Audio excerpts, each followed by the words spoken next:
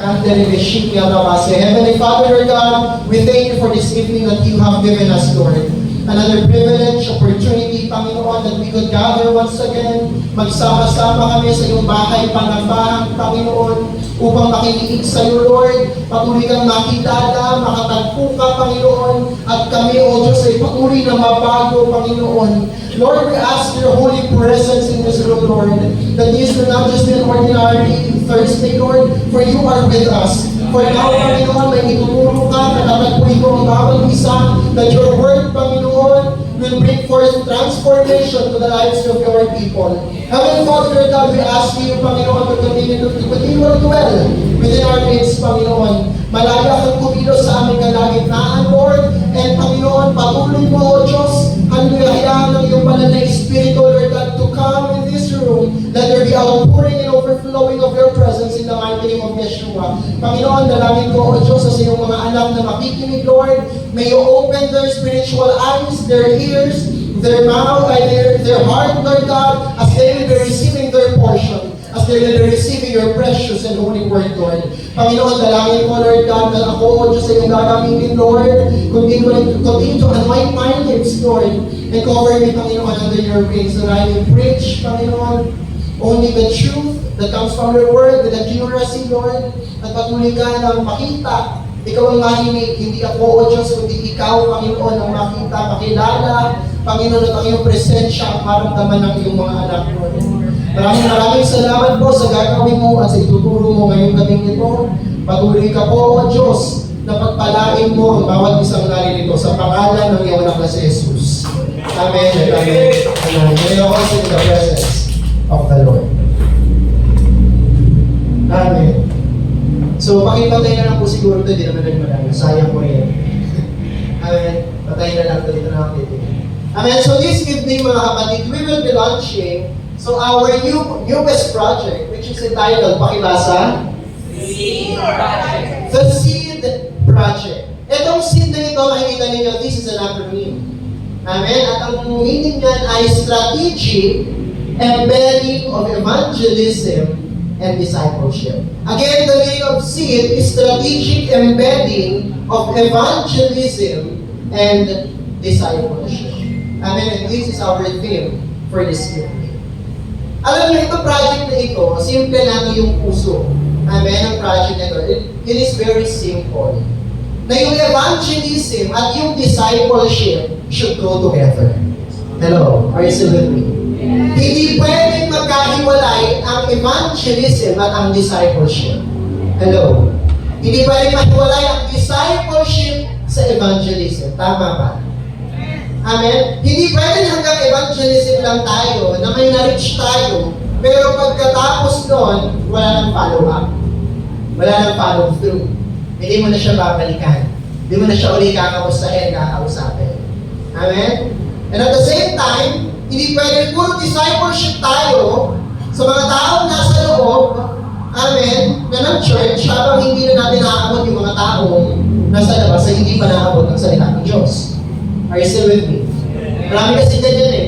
Nasanay na sa loob, ayaw nang lumabas. Tama ba mali?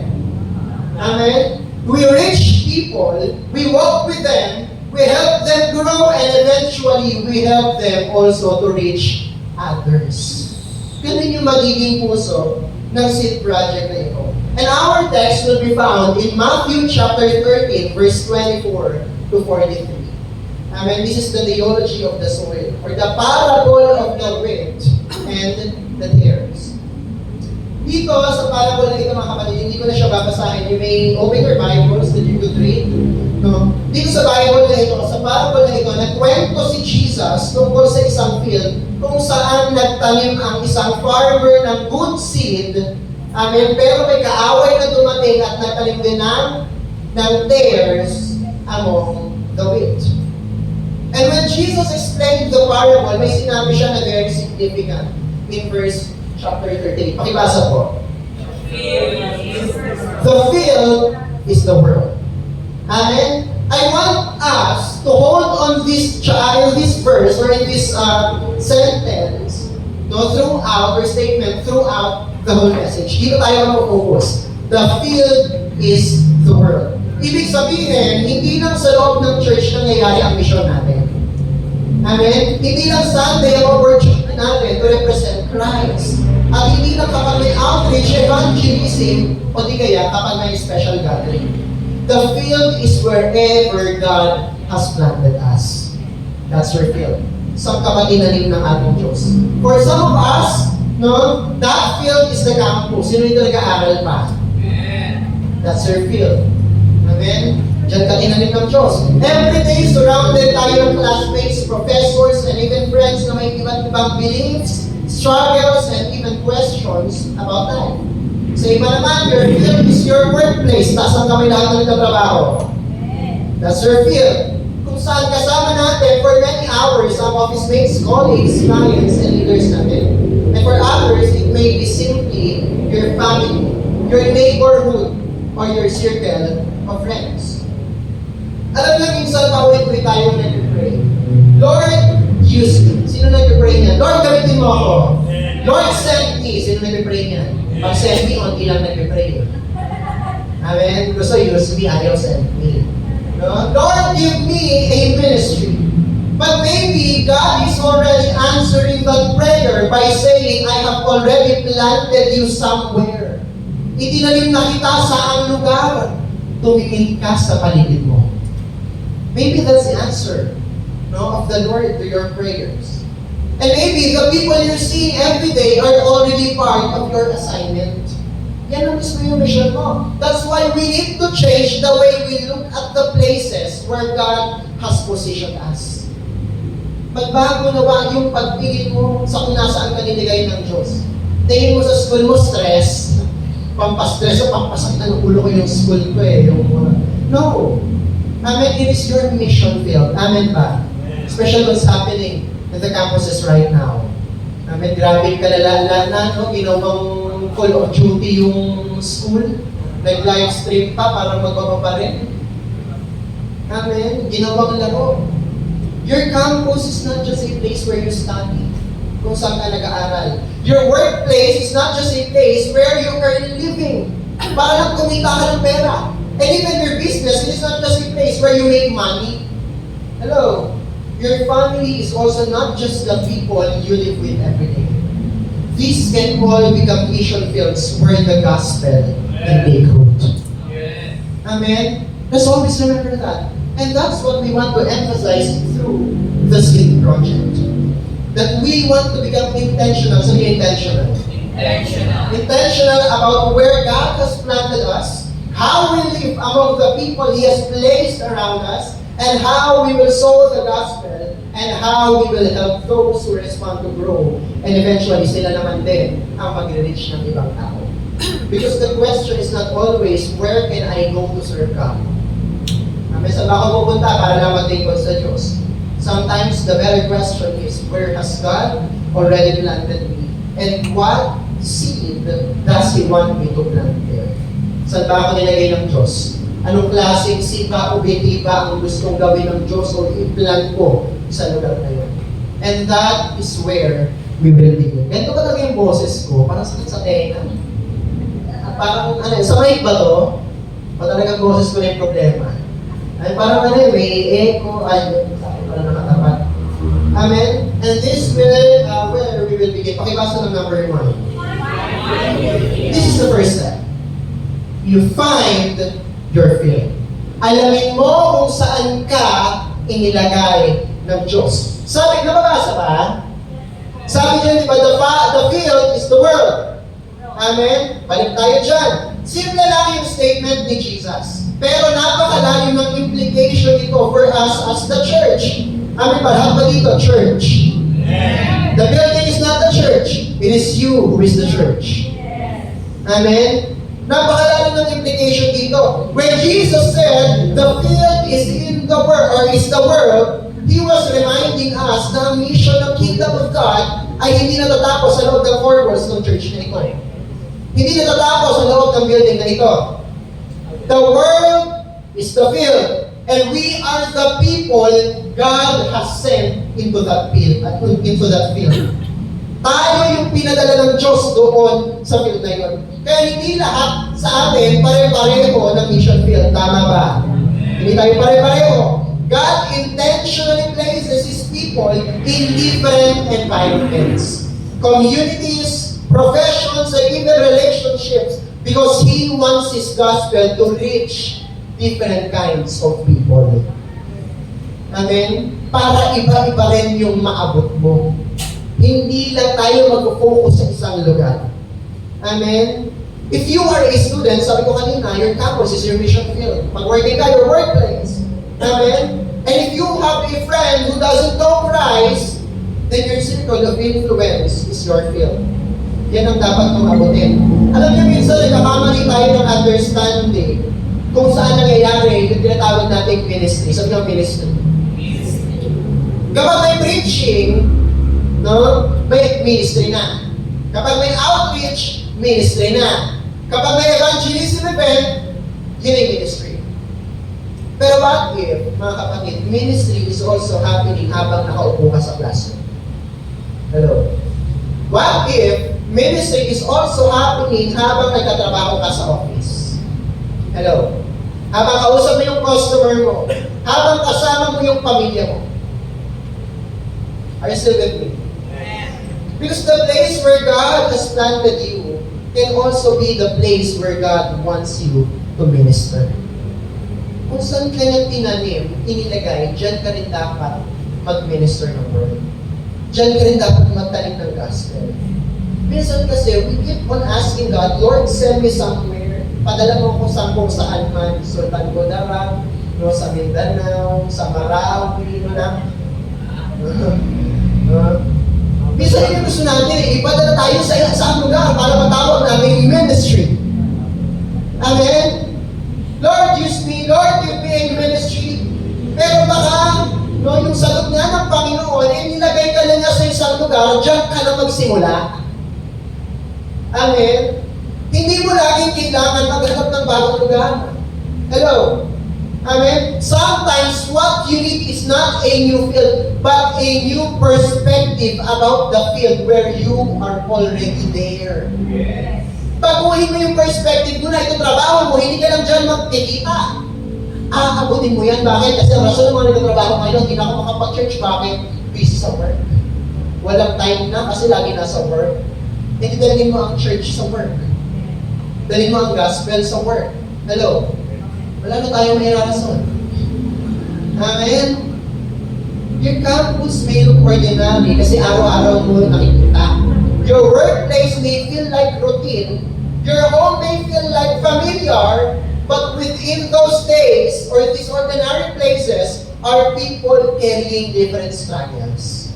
Carrying different problems, pain, stories that God already knows. So always remember, mga kapatid, the field is not just the place. Hello? The field is the people God has placed within that place. And this is where the word strategic, so yung strategic, becomes important in the seed project. Hindi aksidente na may particular people kang nakakasama everyday. Hindi aksidente na may access ka sa certain people na hindi naman kayang ma-reach ng ibang tao. Kayang-kaya gamitin ng Diyos yung profession, no? Yung business, yung course mo, yung family mo, yung friendships mo, and even the ordinary routines of your life as opportunities for kingdom influence. Always remember that. Kaya dapat tigil na natin ang kakatanong ng where can I evangelize? Saan ba ako pwedeng mag-evangelize? Tama na sa tanong na yun. Instead, you ask. Saan ba ako tinanim ng Diyos? Saan ba ako binigyan ng Diyos ng access? Yun ang una mong alamin. Yun ang una mong itanong sa sarili mo. Because always remember, access matters. Amen? You may have access to people that meron kang access sa mga taong hindi ko kilala. Hindi ko pa nakakasalong ka. No? Pwede makikipag-usap ka sa isang tao, no? Sa buhay ng isang tao, the way na hindi ko kayang gawin. O hindi kayang gawin ng mga pastor din dito. They may not immediately listen to a preacher, but they may listen to you because they know you. Hello? Are you still with me? Amen? That is why your presence matters. Sabi mo, your presence matters. Presence Mahalaga yung presensya mo. Amen? And sometimes, alam nyo, we lose the mission because we are waiting for something spectacular. We're waiting for someone to suddenly say, pwede ba kwentuhan mo ko about Jesus? Hello? No?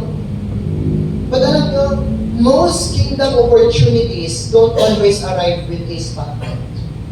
Hindi na nila tinatanong yun. Sometimes they come through a simple conversation. Bakit ng conversation? Okay ka lang? Amen? Bakit parang ang peaceful mo kahit ang dami mong pinagdadaanan? Amen? Can I pray for you? Minsan dyan nagsisimula. Alam niyo ako, sa school, laging nagtatanong sa akin yung mga classmates ko. I know that you are a busy person. I know that you are a busy person. Nagtatayo ka ng church, nagpapastor ka, nangangaral ka, kung saan-saan, nag-aaral ka, you are also teaching, you are also, ang dami ko lang ginagawa, may business ka pa, may ganito ka pa, pero bakit ganun? Parang payapa ka. Bakit ganun? Parang may time ka pa rin lumabas. Samantalang sila, school na nga lang, di pa makalabas. Stress na raw sila. Amen? At doon ako nagsisimula na mag-share ng Word of God. Amen? Yun nagsisimula yun yung opportunity ko to introduce God. No, Matthew 6:33, yan ang lagi ko sinisimulan kasi inuuna ko lagi ang Diyos. Amen? Sometimes doon masisimula yan Those ordinary questions can become extraordinary doors. Amen? Yan yung magbubukas. But you will only recognize those doors if you are paying attention to the field. Saka mo lang malalaman na nagbubukas na ng pinto kung alam mo yan na yung field mo. Amen? You cannot influence a field you refuse to see. Amen? Kung ang tingin mo sa trabaho mo, pagod-pagod ka lang lagi, hindi mo madadala ang gospel dyan. Kasi ang tingin mo dyan, toxic lang. Amen? You cannot influence a field wherein you refuse to see. Amen? So when you enter your classroom, don't just think, I need to finish my requirements. Isipin mo, Lord, who have you placed around me? Sino ba yung mga nilagay mo, mga klase ko? Amen? When you enter your workplace, don't just think, I need to finish my shift. Isipin mo rin, Lord, sino ba yung dapat maka-experience na may-experience ka sa pamamagitan ko ngayong araw na ito? When you enter your home, pag-uwi mo, huwag kang mag-isip na pangin na niyo, nakakapagpahinga na ako. Amen? Isipin mo rin, paano mo i-represent si Jesus sa loob ng pamilya mo. Amen? Because the field doesn't not necessarily change. Hindi kailangan magbago. Ang kailangan magbago ay kung paano mo tinitignan yung field mo. Amen? And when your perspective changes, your behavior follows. You become more intentional. Sabi niya intentional. More observant and more prayerful. Pero mali nung mapanalanginin. Pero mali nung prayerful. Amen? Maybe you are saying, Lord, I want to be used by you, Lord, sa amin. Pero lagi ko kasi sinasabi, ang lagi ko sagot sa'yo, Lord, tingnan mo yung paligid ko. Pinadala na kita, magsimula ka na dyan. Amen? Look at the people around you. Because perhaps, you are asking God to send you somewhere where God is saying, He already sent you. You are already in the field, and you are already positioned. Sabi sa tabi, you are already positioned. Nasa tamang posisyon ka na, at dyan ka na magsisimula. Amen, hindi mo kailangan maabot ang mundo. Hello? Hindi mo kailangan maabot ang mundo. Amen? Hindi mo kailangan malikot ang lahat ng country para masabi mo, nakapag-mission ako. Para lang masabi mo, nakapag-ministry ako. Hindi mo kailangan malikot ang buong Pilipinas by your strength, by foot. Para lang masabi mo, okay, job well done, nakapag-mission. God has given you a field, and your responsibility is to be faithful in that field. Diyan ka ang focus. Amen? Maliit man yan, no? But never underestimate what God can do through one faithful life in the field He has entrusted to you. Pinagkatiwalaan ka ng Diyos. Hindi kaya dyan basta nilagay. Amen? Walang aksidente kung nasaan ka ngayon. Amen ba? Are you still with me? So before we ask God for a bigger platform, let us ask Him for greater faithfulness in the platform we already have. Yun muna hingin natin, na maging tapat tayo sa kung saan tayo hinihintay. Amen? Always remember, sometimes, pakibasa ko, 1, 2, 3, go. Sometimes the greatest ministry opportunities that some are far away. It is right in front of you. Amen. Sometimes, the greatest ministry opportunity is not somewhere far away, hindi sa malayo. Sometimes, it is just in front of you. So the first question is not where can I go? Saan ba ako pupunta? Saan ba ako dalahin ng Panginoon? That's not the first question. Amen? The first question should be, saan ba ako itinanim ng Diyos? At kapag alam mo na kung saan yung field mo, then the next question is, Lord, how can I intentionally be present in this field so that your gospel can take root? Amen? Paano ba mamumunga? Paano ba lalago? Because the field is the word. Itong mundong ito, it is your field. Amen?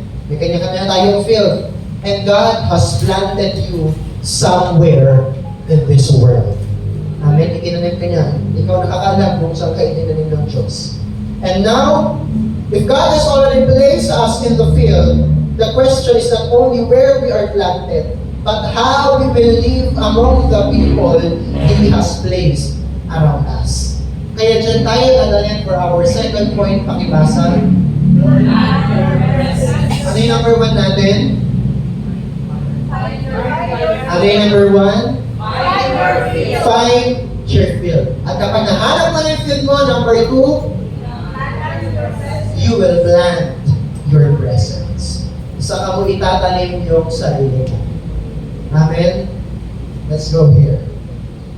After mahanap yung field mo, the next thing we need to do is to plant our presence. Sabi ni Jesus in Matthew chapter 13 verse 24, Jesus said, "The kingdom of heaven is like a man who sowed good seed in the field." Notice this, mga kapatid. The seed was planted in the field. Yung sower, hindi siya lumayo doon sa field. Amen? He went into it intentionally and planted something there. Nakita na niya yung field na yun, pero hindi niya nilayuan yung field. Nagtanim siya sa loob ng field na yun. And remember that Jesus already told us in verse 38, the field is the world. Diyan tayo mag-focus. So if the field is the world, mga kapatid, then our presence in that field matters. Sabi ko nga kanina. Kasi alam nyo, hindi enough na alam lang natin kung saan tayo ilinagay ng Diyos. Amen? Hindi yun enough. Amen? You can identify your field, see the people around you, but if you are never intentional about being present in their lives, then you may miss the relationship God wants to use for the gospel. Eh ano kung alam mo na kung nasaan ka? Pero yung mga nakakasama mo, hindi mo man lang kinakausap. Amen? Hindi mo man lang ina-approach. Hindi ka man lang nakikipagkilala. Amen? Kapit-bahay mo, kagalit mo. Amen? Mga klase mo, kaaway mo. Yung katrabaho mo, nakakatalo ka pa. Amen? It is never enough that you know where God has planted you. Dapat marunong ka rin paano ka magpa-plant doon sa field kung saan ka nilagay ng Diyos. Amen? Because always remember, nakalagay dyan, that strategic embedding means that we don't just pass through. Hindi lang natin dadaanan yung mga tao. Hindi lang natin kikilalanin basta-basta yung mga tao. But we intentionally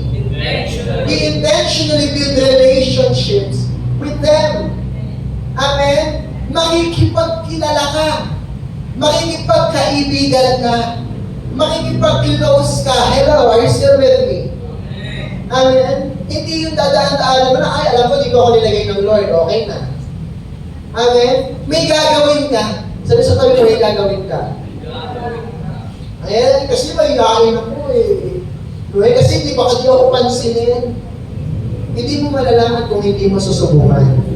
Are you still with me? Dapat we become present. Sabi nga present. Paano kayo sinasabi kong present dito? Pag sinabi natin present, hindi lang yung basta nakikita ka nila. Amen? You listen to their stories. Kapag nagkakwento sila sa buhay nila, makinig ka. Sabi sa kayo, makinig ka. Mamaya ka ng cellphone. Amen? Sabi sa kayo, makinig ka. Mamaya ka ng cellphone. Amen? We listen to their stories. Amen? We learn their names. Alamin mo kung ano ang pangalan niya. Maging yung palayaw niya. Amen? We remember what matters to them. Ano ba yung mahalaga sa'yo? No? No? Magtanong ka, ano ba yung favorite dito? Ano favorite na favorite ng color? Di ba ba maliligaw? Ganun ang ginagawa. Inaalam ko ano yung mahalaga sa tao. Tama ba na? Hindi niya pala. Ay, hindi ba naliligaw? Ikaw na, alam mo, di ba gano'n pag maliligaw? No, daw. No? So gano'n, aalamin mo, para magkaroon kayo ng relationship. And it is not necessarily na yung relationship ay romantic. No, but we're talking about relationship friends. No, makipag-kaibigan kayo with friendship. Amen? You stay with them in difficult season. Iparamdam mo sa kanila na may malalapitan sila kapag may problema sila. Na may isang taong mapagkakatiwalaan sila. Amen? Because when we consistently show up, then trust begins to develop. Diyan lang magsisimulang pagkatiwalaan ka. Amen ba? Amen? And that is important because people are not projects. Hello. Amen? Let us always remember this. People are not projects. Hindi mo sila proyekto. Amen? Hindi sila numbers na kailangan natin idagdag sa attendance. Alisin natin sa mindset natin yan. Hindi sila names na kailangan natin ma-check sa evangelism report. Ay, eto, nasyaran ko na ng gospel. Eto, okay na napakilala ko ng si Lord. They are not projects. They are people whom God loves. Mga tao silang mahal ng Diyos. Amen? They are not our projects. And if God genuinely loves the people we are trying to reach, then we should love them enough to walk with them. Alam mo pala, mahal sila ng Diyos. Eh di mahalin din natin sila at ako din. Lumakad tayo kasama nila. Amen? Alam nyo yung mga tao ngayon ang kailangan pagmamahal. Are you still with me? Kailangan ng mga tao ngayon, more important yung pagmamahal. Alam niyo, may papakounsel sa akin ngayon. Pinupuntahan ko layo, no? Punta ba ako Malabon, dulo-dulo na, dagat na yung likod. No, first time lang ako ngayon doon. Bakit? Para mag-counsel. Kasi yung bata, kulang sa pagmamahal na depressed. Kasi iniwan ng jowa. Alam niyo, hirap ako eh. No, alam niyo yung tawag dito, kakausapin mo, sagot sa'yo. Hindi mo kayo bibig. Alam niyo yung ginawa ko muna, hindi ako ibigay ng advice. Hello? Hindi ako nagano na Jesus, sabi sa Bible, huwag mong mapadaliin na bigla kang dumaretso dyan. You build connection. Alam niyo, ano ko sa kanya, ayaw niya rin ng kaibigan eh. Ayaw niya ng kaibigan, sabi ko, ayaw mo kaibigan, hindi ako na ng kuya mo. Amen? Kung ano ba ito, kapatid kapatid mo, kuya mo. Bakit? Para pa may problema kasi wala kang malabasan, sa akin pwede ka magkwento sa akin. You assure them. You show them that they matter. Amen? Kasi alam niyo ang mga tao, pag gusto ng mga yan, nakikita na ikaw mismo intentional ka sa kanila. Amen? Na intention mo talaga na makipagkilala sa kanila. Hindi sila yung makikipagkilala sa iyo intentionally. Baliktad, ikaw yung aabot eh. Amen? Are you still with me? Alam mo si Jesus, siya mismo yung nag-demonstrate ng ganitong kind of presence. Kasi naman throughout His ministry, Jesus was never distant from people. Tama? Hindi siya lumayo sa mga tao. Kahit may mga tao sila sabihin, pag nilapitan mo, makasalanan ka lang, nilapitan niya.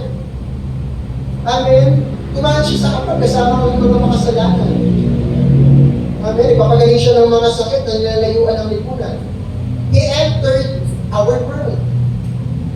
Amen? Ganun din tayo. We will enter their world. Pwede tayo makisama, wag lang tayo makisama. Magkaiba na yun.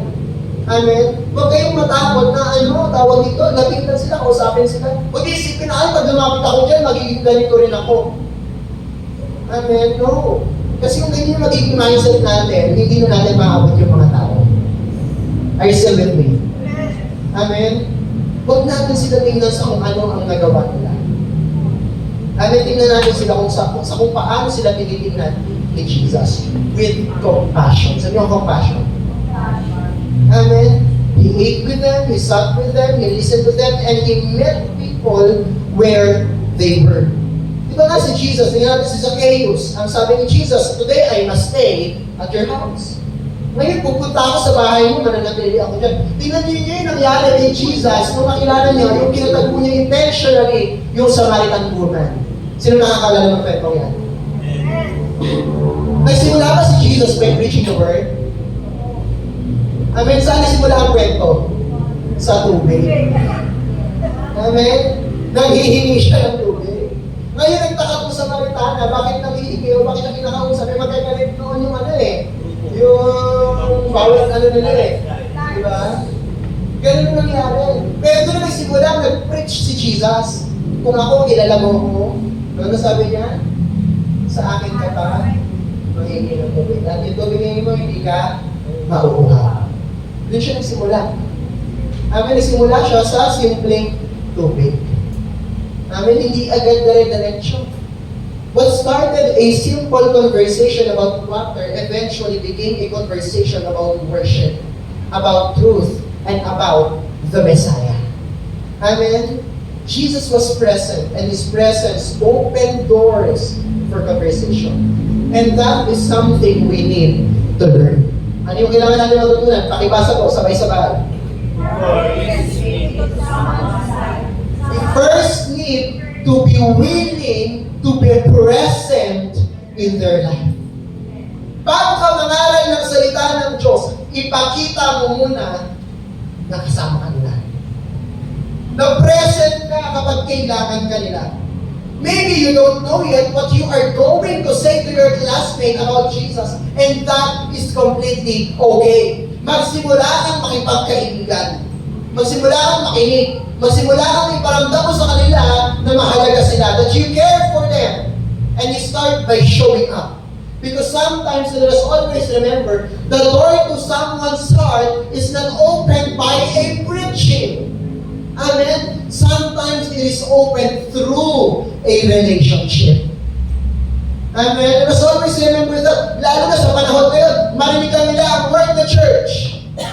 Marinig na nila ang word na God, na Jesus, na born-again Christian. Sa susunod, hindi ka napapansinin. Amen? Lalayuan ka na. Amen? That's the truth. And this is where the heart of Matthew chapter 13 becomes important. The sower planted good seed in the field. In the same way, wherever God has placed us, our presence should be something good in the environment. Magdala ka ng kabutihan saan kanya inilagay.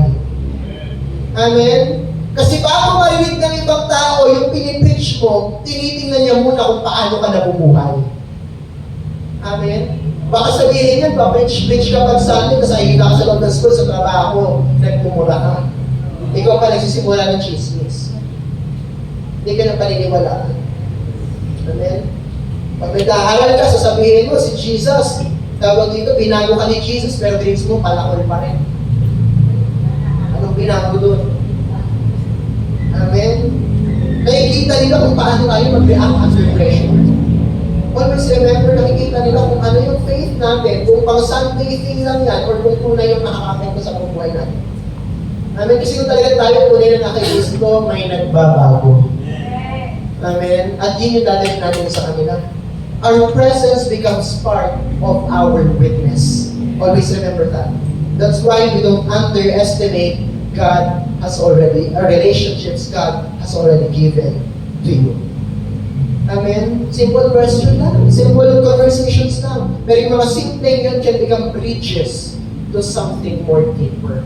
Because when people know that you genuinely care, they become more open to hear what you have to say. Doon ka nila mas pakikinggan. Amen? Kasi alam niyo na, alis sasabihin mo, hindi gawa-gawa. Na hindi kwentong barbero, kundi kwentong may kabuluhan. Are you still with me?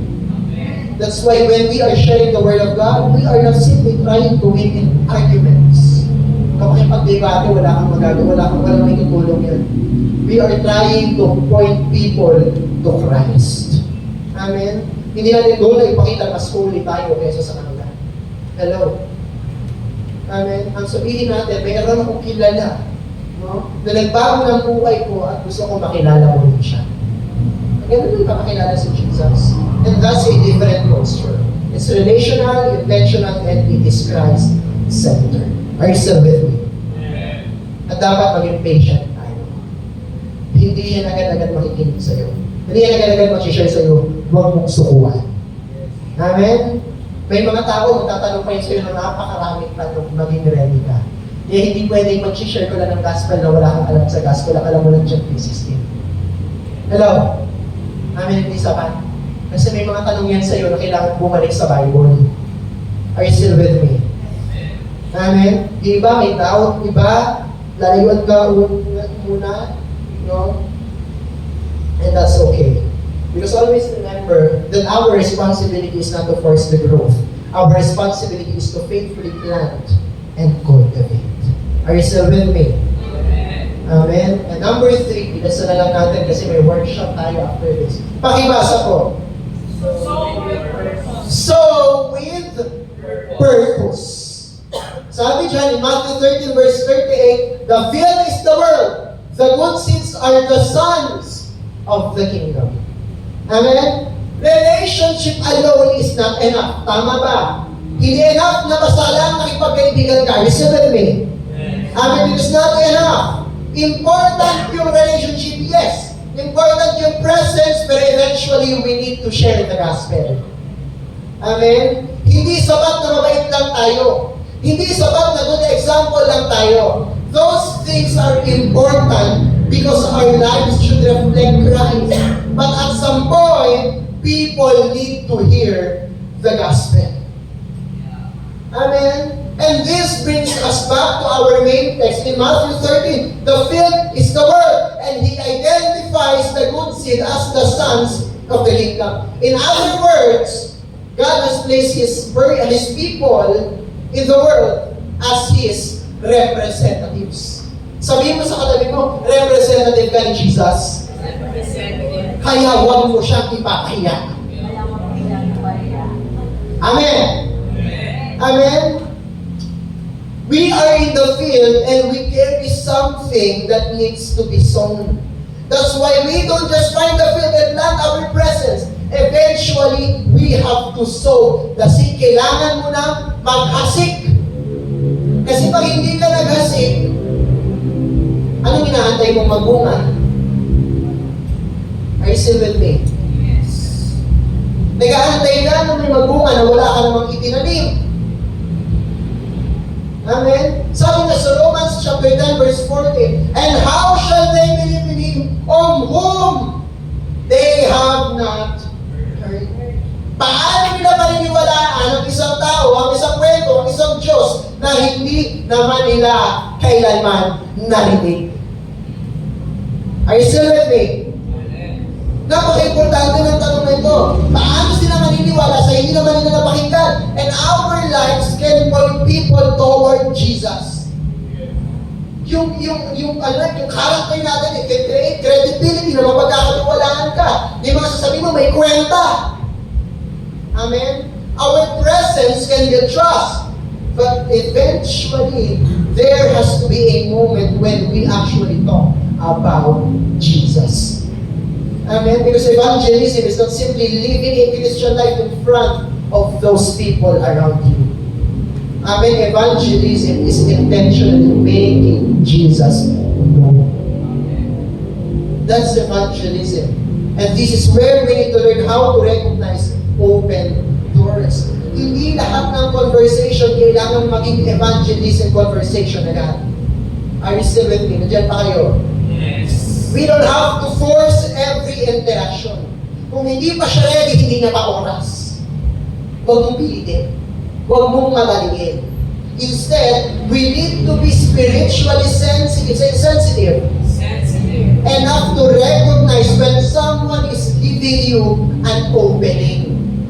Kaya importante na marunong kang mag-discern. Are you still with me? Discernment is very important. And maybe yung kaibigan mo, bigla-bigla nagkukwento about family problem. May classmate ka, basta hindi ko alam paano gagawin ko. Yung office mate mo, tatanungin ka, paano mo kinakaya? Amen? And maybe someone asks you, bakit paano may peace ka, kahit napakarami mo pa rin pinidaraanan. Yung may problema ka, nakangiti ka pa rin. Amen? Samantalang sila, konting problema lang, simangot na ang mukha. Parang ganyan matatanong. Kasi magkaiba naman talaga ang taong may Diyos sa wala.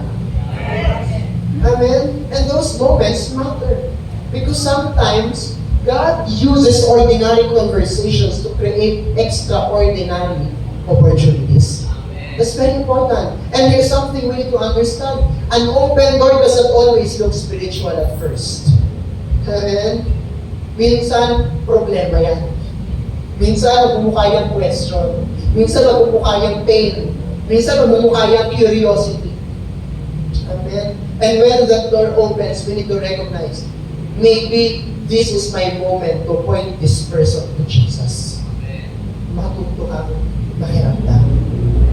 Amen? Kaya kailangan natin ang tinatawag na discernment. Sabi nila, discernment. You listen, you observe, you pay attention, and you ask questions. And when the moment comes, don't be afraid to take the conversation one step deeper. Huwag kang matakot na palalimin niya ng malalim. Amen? Sometimes, di ba, pray tayo, sometimes we pray na, Lord, give me an opportunity to share Jesus with someone. Pero kapag dumating yung opportunity na yun, bigla tayong kinakabahan. Hello, sino nakaranas niyan? We ask the Lord, Lord, gusto ko mag-share. Pero the moment that you need to share, bigla kang kakabahan. Baka hindi siya interested. Baka ma-awkward. Napakalawan ako. Hindi ko alam kung paano ko sisimulan. But what if the conversation is exactly the opportunity you have been praying for? Paano kung yan na yun? Are you still with me? Amen. Kaya ngayon, bibigyan ko kayo ng bali na nagtatanong, paano ko sisimulan? May panimula na kayo. Ano yung nakalagay dyan? Kumusta ang puso mo? Ganda, nang na ako sa puso mo. Pero sabi sa'yo, tumitibok. Tumitibok po, buhay pa. Tugulog. We don't know what God is doing behind the scenes. Hello? Hindi natin alam. That's why our responsibility is not to control the response. Hindi ba yung responsibilidad? Hello? Yes. Are you still listening? Pag nag-brand ka ng seed, huwag kang mahinaan ng loob. Kasi sabihin mo, takal ko na siya ko, di nagbabago. Amen? Hanggang ngayon, ganito pa rin. Bakit? Yan ang trabaho mo, baguhin sila. It's not your work. Your work is to be faithful, sowing seeds. And it is God's work, no, na baguhin sila. Amen? Our responsibility is to faithfully sow. Kasi maghasik ka ng maghasik. Amen? And in Matthew chapter 13, the farmer did not plant the seed because he was already certain of what the harvest would look like. Amen? He planted because that was his responsibility. Hindi niya isipin mo kayo magiging itsura nito grabe na ba yung lago nito? Marami na ba ito? Ilan na ba yung bunga nito? Hindi pinagano. Nagpaplan siya, bakit? Kasi responsibilidad niyang magtanim. Ay, sa gabi. Yun yung trabaho niya eh. Magtanim. Sabi ko sa katabi mo, magtanim ka, trabaho mo yan. Amen? It is your responsibility. And that is our responsibility too.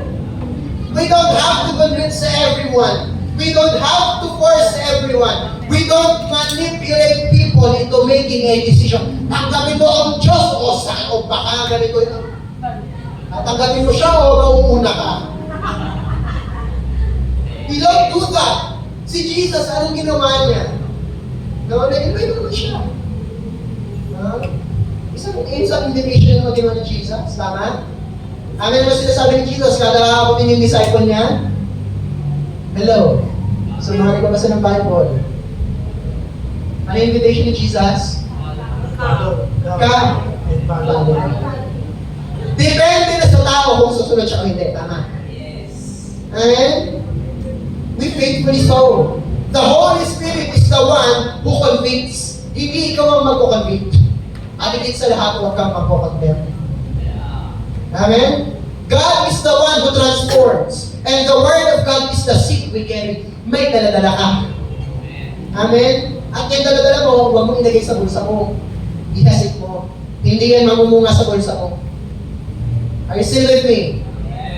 Amen? That's why when God opened the doors, we need to be willing to walk through it. Maging willing ka. Amen? And this is where the seed material becomes useful. Lahat ba meron na? Bigyan mo yung wala pa, Richard. Amen? So the material is simply a tool that helps us communicate the gospel clearly and intentionally. Because sometimes the problem is not that we don't know what we don't want to share. Na hindi natin gusto mag-share. Sometimes, ang problema ay hindi natin alam kung paano mag-share. Amen? But we need to understand this clearly. The material na hawak nyo, hindi yan ang may kapangyarihan. Amen? Hindi yan. The material, Jesus is the power. The material is not the message. Amen? The Word of God is the message. Always remember that. The material simply helps us become prepared when the opportunity comes. So when someone opens a conversation and gives you an opportunity to share, be ready. Maging handa kang mag-share. Kaya dapat lagi niyang dala-dala. Amen? Lagay niya kung kasya sa wallet, ilagay sa wallet. Amen? Are you still with me? Meron ako laging dala-dala yung wordless book. Alam niyo yung wordless book? Yung napakaliit lang, tapos may kulay. Gold, green, black, red, white, yun. May kanya-kanyang meaning yun. Amen. And pinaka-importante, you point those people to Jesus. Because at the end of the day, we are not simply trying to increase church attendance. Hindi yun ang goal natin. We want people to encounter Jesus Christ. Are you still with me? Amen. Alam niyo mga kapatid, we may not see the harvest immediately. But ano sabi dito? We can be faithful with the seed. Di mo naman makita pa yung pagbabago, pero dapat ikaw mismo tapat ka sa kung ano pinagkatiwala sa iyo. So when God opens the door, don't waste the opportunity. Don't wait until you know everything. Hindi mo nangyayari malalaman mo ang lahat. Amen? Don't wait until you feel completely confident. Amen? Kasi alam mo kami, mga ngaral, kaya tagalin namin ang ngaral, kada akit ng message minsan, may ka ba? Amen? Tama ba mga pastor? Na minsan may mararamdaman ka pa yung gano'n. Lalo na pag-mangaral ka sa napakaraming tao. Ganun eh. Kahit sanay ka sa public speaking, kahit mga teacher, amen? Minsan kakabahan ka pa rin. And that's normal. Ibig sabihin yan, kailangan mo tumipente kay Jesus. Amen? You be prepared, you be sensitive, and you be willing. Because in the field that Jesus called the world, God has planted us as His people, and He has given us a seed to sow. We find the field, ano sumunod? We plant our presence, and when God opens the door, we sow the gospel.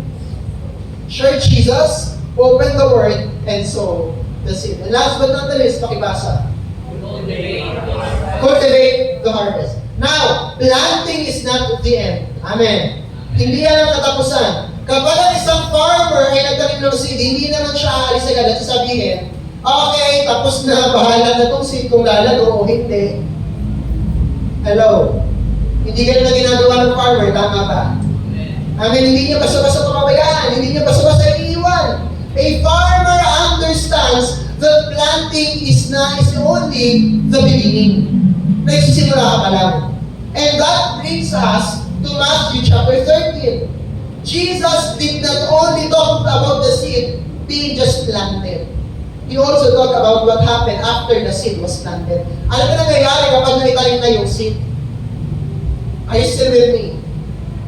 Kasi di ba dalawang seed ang hinihasik sa field?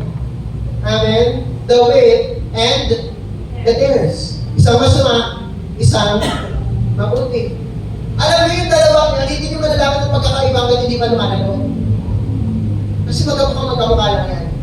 Malalaman nyo yun kapag nag-approve na o kapag lumago na sa kanilang pupuno din. Amen?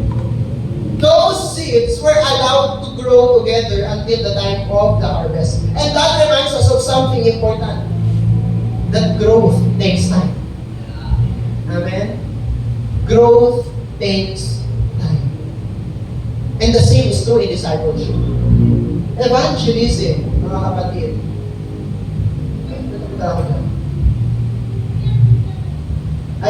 Evangelism is not the finish line. It is the beginning of a discipleship journey. When someone responds to the gospel, that's not where our mission is. Huwag mo sasabihin tapos yung mission mo kasi nakashare ka na ng word. Amen? Diyan magsisimula yung pagdi-disciple mo. Are you still with me? Ano yung Great Commission? Paki-recite. The Great Commission. What's the Great Commission? Sister Maribel.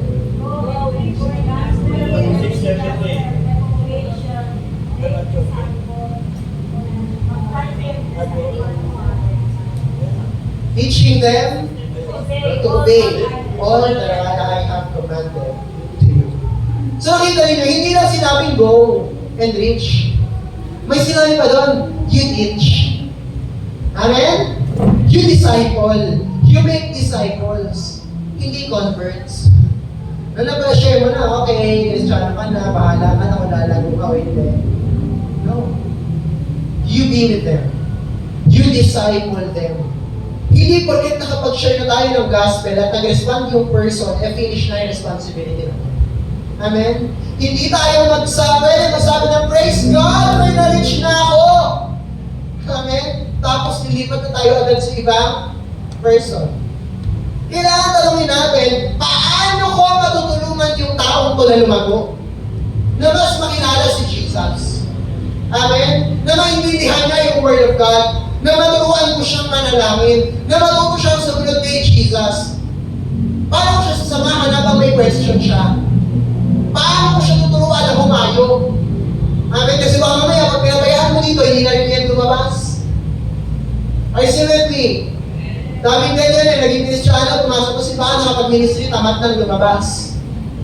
Hello? Are you still with me? Amen? Yung announce ka na sa GC, evangelism tayo, bawal na nagre-reply, sin lang. Sin zone. Pero pag sinabi sa church, may event. Kompleto sila. Pag sinabi, tara, may youth gathering tayo sa labas. Masaya doon, may kainan ba, kompleto sila. Hello? Doon ay fun run, takbo tayo, patakbo sila. No? Tara, paggabi, lakad tayo, pampapayat. Lalakad sila. Pero lakad sa evangelism, ayaw. Hello? Turuan ko sila na hindi lang makilala si Jesus, kundi maging disciple makers. Amen? Para hindi sila nandito, tatakad-takad. Nandiyan ba kayo? Amen? Hello? Meron ka-video tayo na-upload yan, ito no?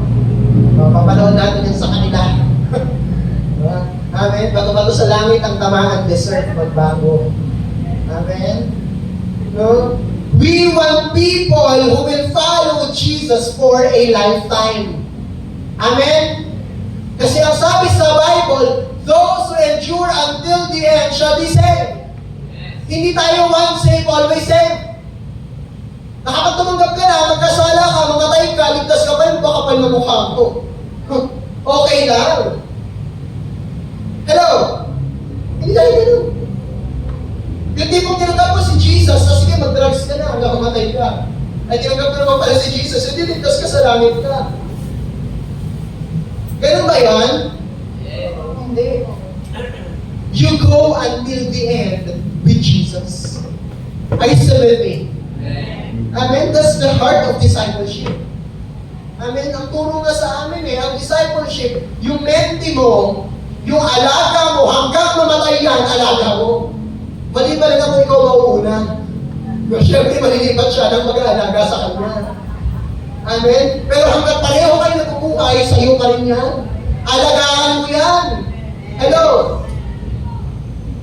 Amen? Mali ba rin ako gusto niya lumipat? Kaya nagtanong, bakit gusto mo lumipat?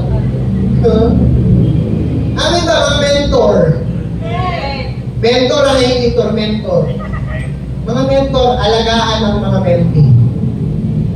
Amen? Pero pag sinabing alagaan, hindi tinutukoy i-babysit. Hindi tayo nagpapalaki dito ng baby. Hindi tayo nag-aalaga ng baby. Nag-aalaga tayo dito ng magiging mga warriors. Mga soldiers of Christ. Hindi yung uungak-ungak the moment ng problema, the moment ng laban. And always remember, the discipleship is not about just giving someone information about Christianity. Hindi lang yan basta may na-share ka o may naituro ka. Hindi lang yan tungkol sa pag-attend ng Bible study or pag-memorize ng verse. Discipleship is helping a person to become more like Christ. That's our goal. Amen ba, mga mentor? Hindi lang basta matapos yung puso note mo, love and beauty note mo, yung ganito, okay ka na. Hindi pwedeng natatapos mo lang yan. Dapat may natututunan sila at may nangyayari mo sa itinatanim mo.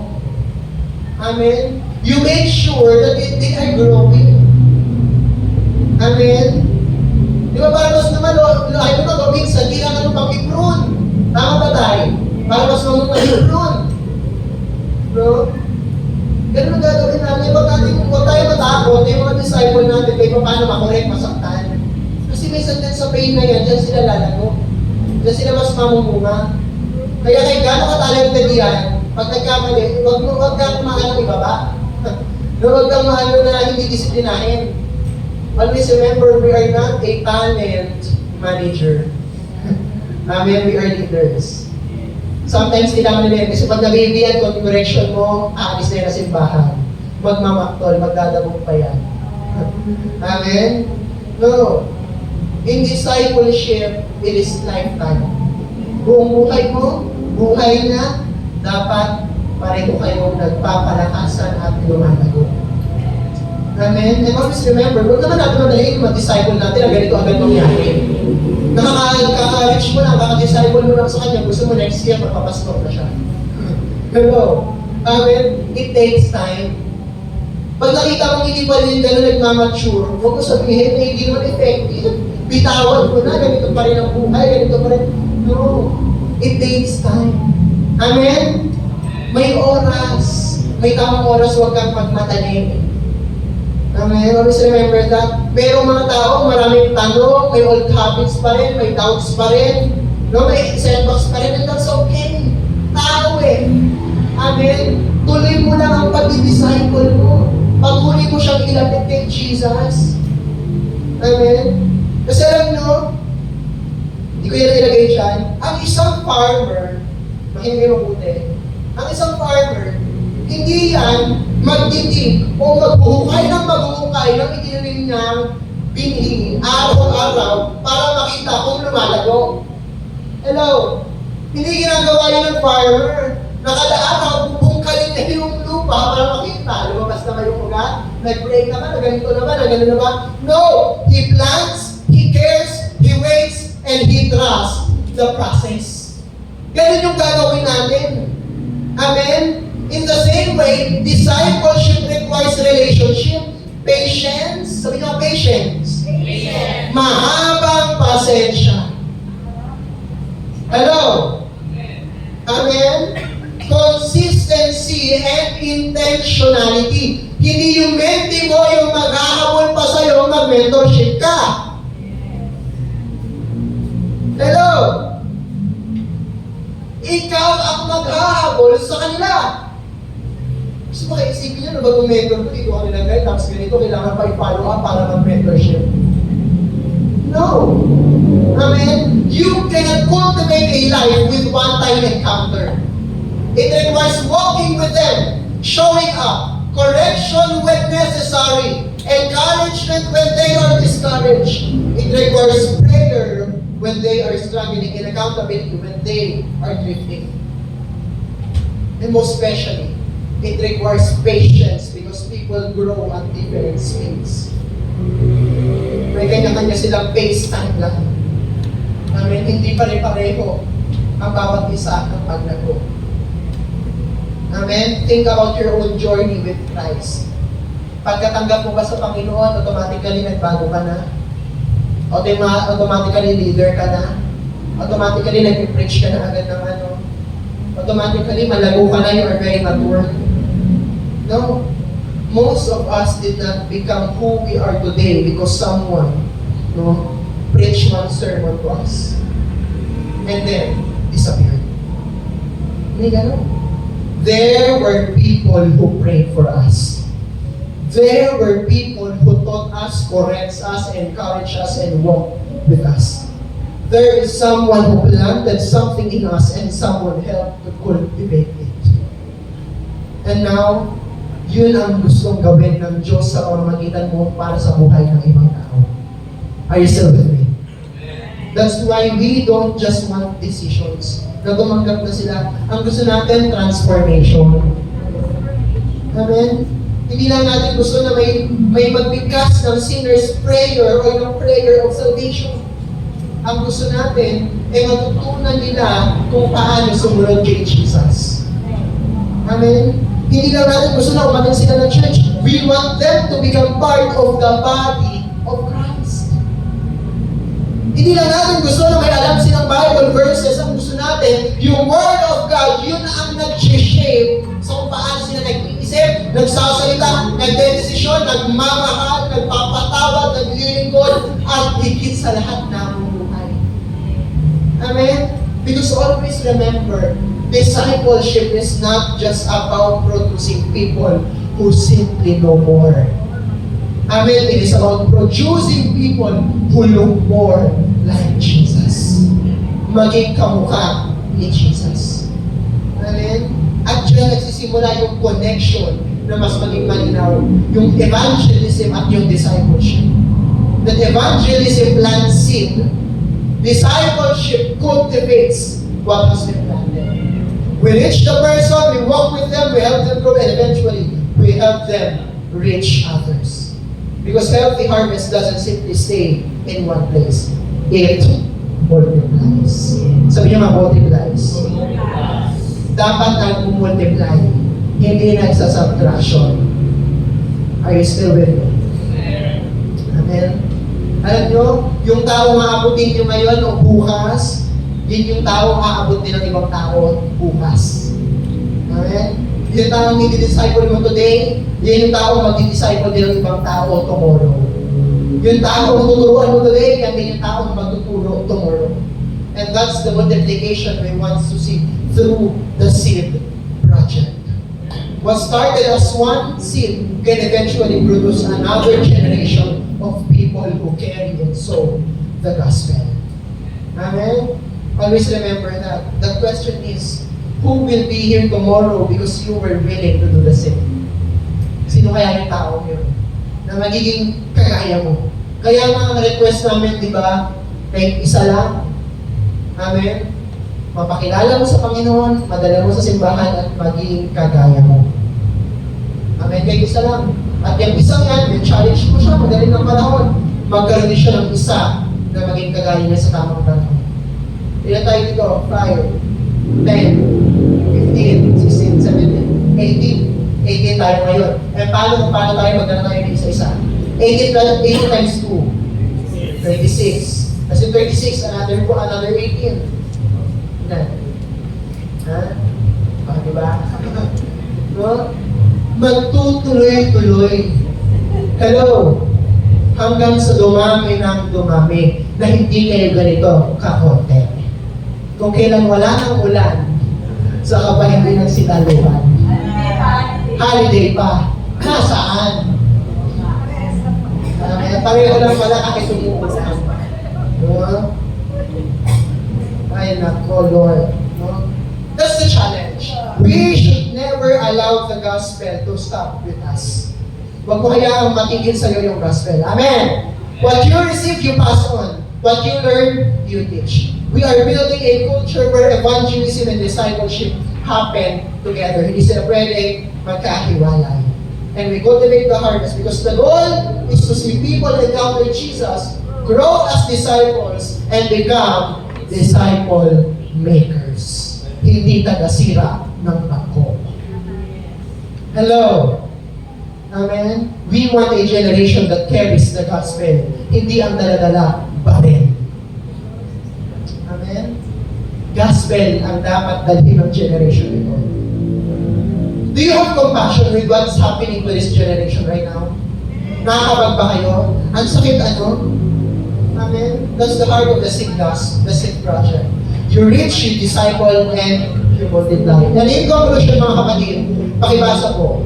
Wherever God has planted you, there are people He wants you to reach.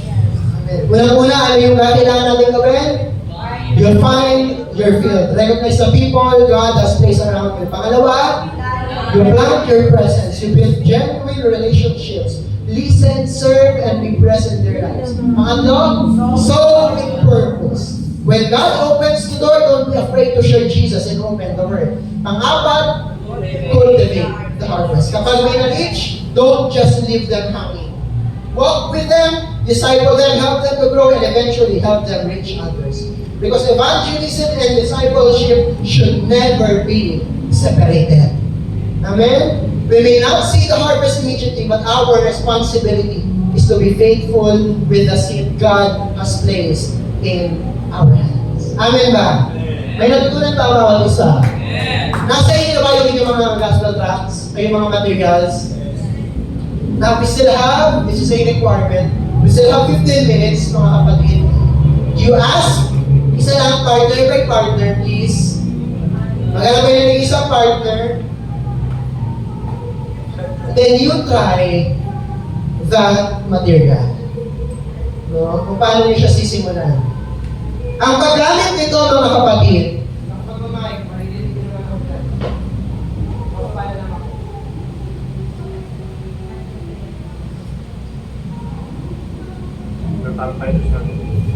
Mic stand.